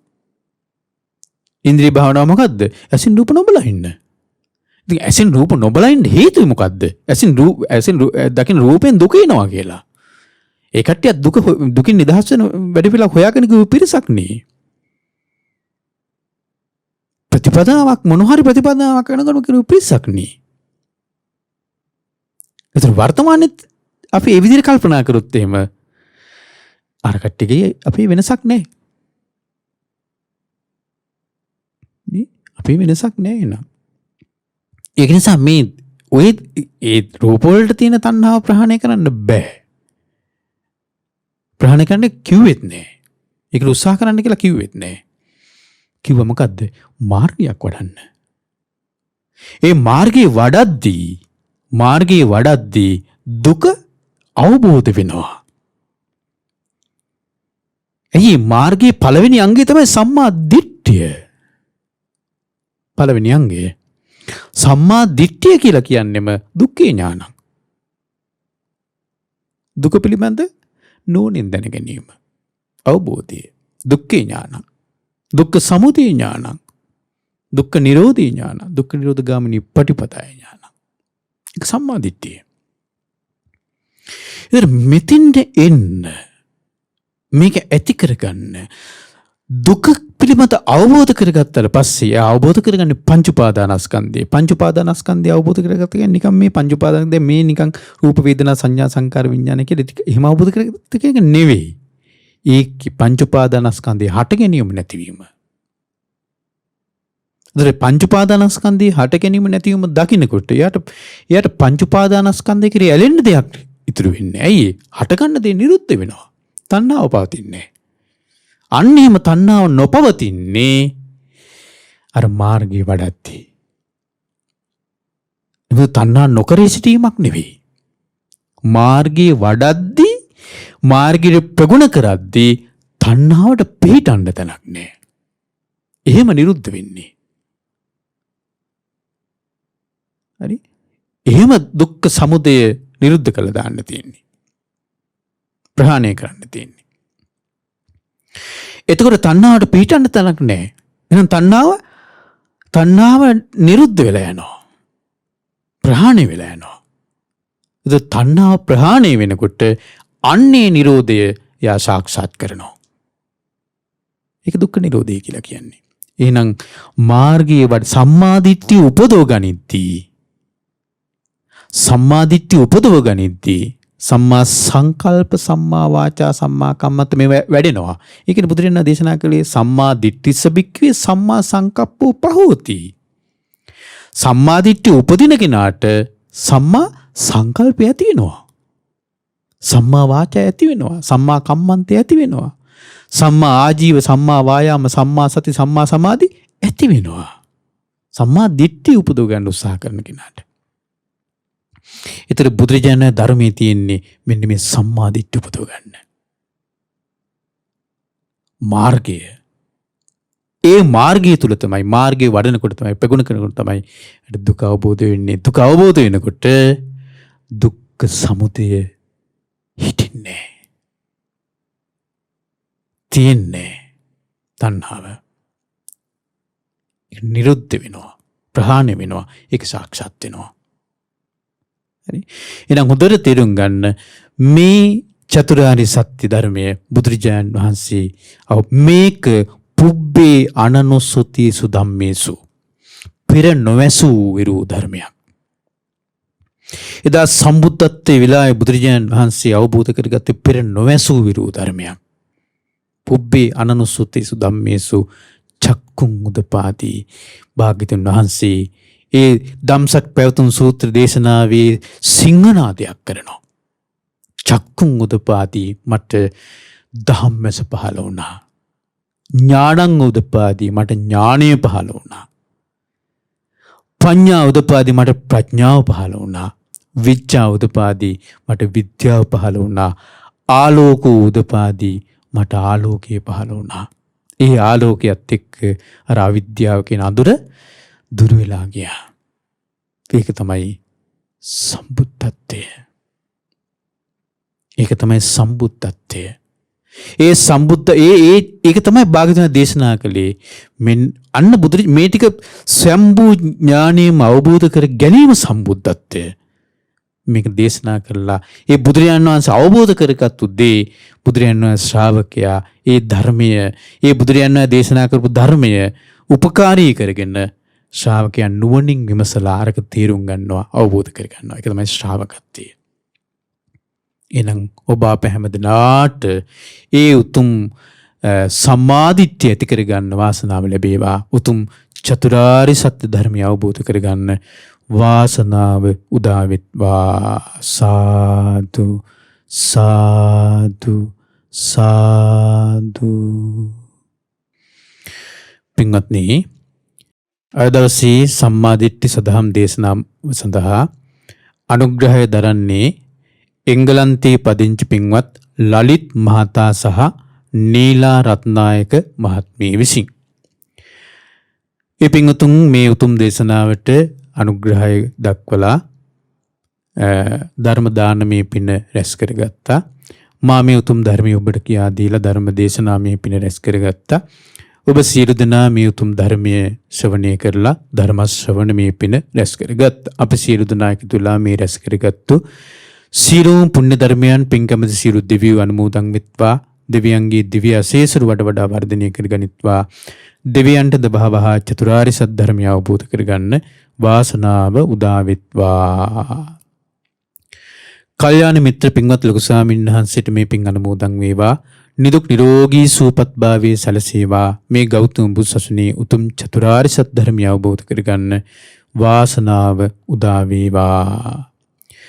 මේ පරිලෝකීය වෛද්‍ය E.C.D. රත්නායක මහතාට, වයලට් රත්නායක මහත්මියට, වික්ටර් සල්ගාදු මහතාට, මල්ලිකා සල්ගාදු මහත්මියට, K.P. ඩයස් සහ ලාල් ඩයස් යන මාමලාටත්, චන්ද්‍රිකා වීරසේකර, සීලා පෙරේරා යන නැන්දලා ඇතුළු මේ පරිලෝකීය සීලුම ඥාතීන්ට දායකත්ව දරූ සියලු දෙනා නමින්, නන් අයුරින් උදව්පකාර කළ සියලු දෙනා නමින්, අනන්ත සර පුරාවට මේ පරිලෝකීය සියලුම ඥාතීන්ට මේ පින් අනුමෝදන් වෙත්වා. පරිලෝක ජීවිත සුවපත් වෙත්වා, සැපවත් වෙත්වා. වහවහා සංසාර දුකින් අත් මිදෙන්න මේ පින උපකාර වෙත්වා.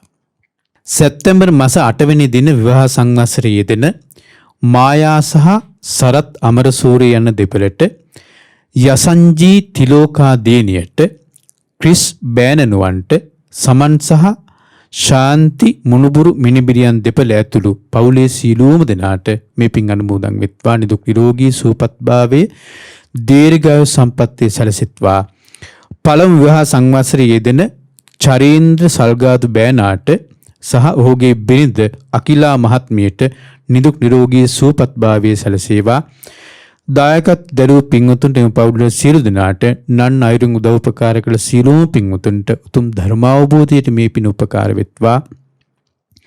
මහමෙවුනා වාසී සීල පින්වත් ස්වාමීන් වහන්සේලා ඇතුළු සියලුම පින්වත් ස්වාමීන් වහන්සේලාටත්, අනගාരികා මෑණියන් වහන්සේලාටත්, පැවිදි අපේක්ෂක සියලු දූපුතුන්ටත් ශ්‍රද්ධා කාර්ය මණ්ඩලයේ සියලුම දෙනාටත් මේ පින් අනුමෝදන් වෙත්වා. ශ්‍රද්ධා මාසික ධර්ම දාන සමාජික සමාජිකාවන් සියලුම දෙනාටත් ඔබ අප හැමදෙනාගේ ගුරුවර දෙමාපිය ඥාතීත මිත්‍රාදීන් සියලුම දෙනාටත් පින් අනුමෝදන් වෙත්වා. නිදුක් නිරෝගී සුවපත් භාවයේ සැලසෙත්වා. මේ ගෞතම බුදුසසුනේ උතුම් චතුරාර්ය සත්‍ය ධර්මය අවබෝධ කරගන්න වාසනාව උදා වෙත්වා. සාදු සාදු සාදු. හැම දිනාටම තිරුවන් සරණයි. නමෝ බුද්ධාය.